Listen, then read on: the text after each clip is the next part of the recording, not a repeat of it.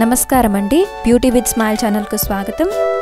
ఈరోజు మనం అన్నం తిన్న తర్వాత ఏ పనులు చేయకూడదో మనం తెలుసుకుందాం.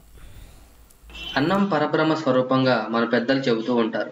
అందుకే భోజనం చేయడం అంటే నోట్లోకి అన్నం వెళ్ళటమే కాదు, వడ్డించిన దగ్గర నుంచి తిన్న తర్వాత చేసే పనులు కూడా భోజన ప్రక్రియలోకే వస్తాయి.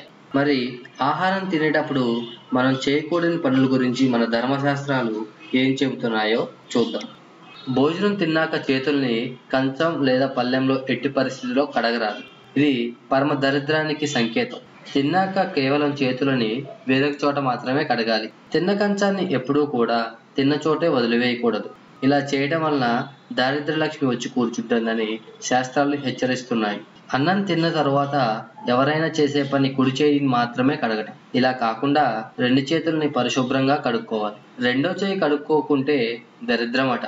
ఆఖరణ చేతులు కడుక్కున్న తరువాత చేతులు మరియు మూతిని పరిశుభ్రమైన క్లాత్తో తుడుచుకున్నాక మాత్రమే ఆహారం తినడం పూర్తయినట్టు. ఈ వీడియో మీకు నచ్చితే ఒక లైక్ కొట్టండి.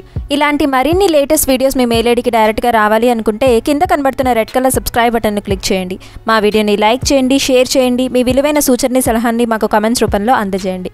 Thanks for watching.